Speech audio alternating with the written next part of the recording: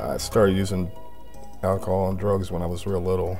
I started to do more like a lot of cocaine and heroin, and that's when the bottom pretty much fell out. Before you know it, I was homeless and badly addicted to heroin. Well, I would sleep at night, usually in an abandoned house. I was working for street corner drug dealers to support my habit. Basically trying to blend in, trying to be a part of, that's when I started messing with drugs and alcohol, and just to try to be one of the guys, that sort of thing. Then it got out of control.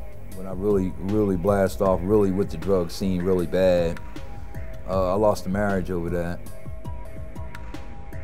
I worked in the restaurant business for 22 years. I was gonna cook and party to the day I die. Drugs and alcohol was thing that I liked, that I got used to doing. I ended up homeless here in Frederick, and I was wandering the streets. I've tried and tried and tried to make something out of myself, and I kept failing.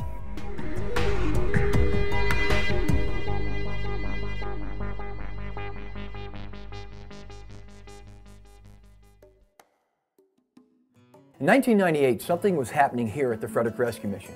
Many of our graduates were losing the battle that ensues upon graduation. After living in the structured and accountable community of the Beacon House for 12 months, many of the men had trouble adjusting to their new, sudden reintroduction into society. And many ended up going back into their old habits of using drugs and alcohol. So the Frederick Rescue Mission decided they needed to do something, and thus began the Lazarus Project. Much like Jesus calling Lazarus out of the tomb, Jesus was now calling the graduates of the Changed Life Recovery Program back to life.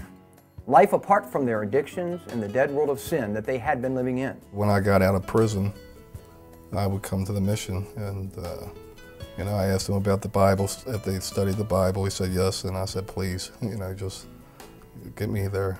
But the men needed a lot of guidance during this time, as they began to take the things they learned while at the mission, things like learning to live right lives and making right decisions, seeking Christ daily as their source of strength and leaning on His faithfulness and His love and His truth, and apply them to their everyday lives. The men needed more of a stepping stone back into everyday life. In August 1999, the Frederick Rescue Mission purchased two formerly well-known crack houses adjacent to their property, and through the help of local businesses, volunteers, and churches, began the transformation into transitional housing for the graduates. The buildings were opened consecutively in 2000 and in 2001 and can house 5 men in each house. Living here gives me a chance to go out and find a job and see how I do out in the world. It started to make me feel like I was normal again. It allowed me to stay still connected to the mission and to work so I could, get on with my life. I just wanted to get in transitional, get it going back into normal life, working every day and getting up in the morning and get regular life started back over again. You can get a lot done, school, driving license, get your high school diploma, wherever you might want to do. That was really the center for me to get the driving license. I never had one legally. I always knew how to drive, but I knew I had to be legal. The spectrum just gets a little bit wider when you have a license. Obtain other stuff that I never obtained before, because I didn't have a driver's license. Now I have one. Anything can happen. It's a blessing that we only pay rent, and electric, and then the rest of it is provided for us and everything. But it's a chance for us to save money, and when we get out of here, we can get our own place.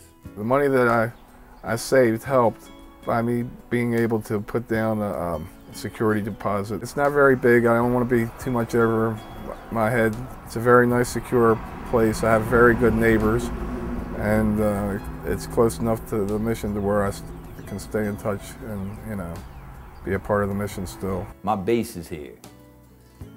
People that I know, I can go to meetings, I can still interact with the guys at the mission and other churches that I interact with in Frederick. So I don't want to leave that base. I want to stay connected. While living in transitional housing, the men will be working or actively furthering their education. Ralph's been here for, this is I think the 6th week, and he seems to be doing very well. I was very surprised that I made the dean's list. I'm studying for me to get knowledge, but I'm not interested in being in the dean list. He's a good participator in class. He questions me when he doesn't understand something. So he does take responsibility for his own learning. So when I got the letter, it kind of like freaked me out. I'm like, oh my God, I made the dean's list. I got excited, you know, and even my mom got excited. You know, it's a great achievement. I am graduating from college, from Frederick Community College in May 21st is my graduation. And I'll be the happiest man on earth when that happens. Somebody asked me a secret about what was my success of being here. You just got to stay, you just got to keep your focus. And you have to have a plan. What you want to achieve here while you are here. Don't let nobody get you off your path. As I sit beneath the pleasant tree, I hope you'll understand the pleasantry of life. Somebody would have told me 5 years ago that I would be playing worship music, I would say that you were crazy. But you know, it's become a very important part of my life, just to bring other people to worship the Lord. Coming from prison to living in the mission, and then finally living what I would say pretty much on your own again with a few other fellers, you know, it made me feel normal.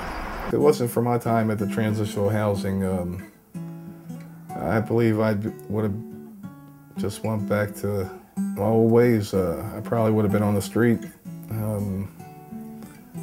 would have made my way back to Baltimore, and you know, I'd probably be in quite a big mess by now.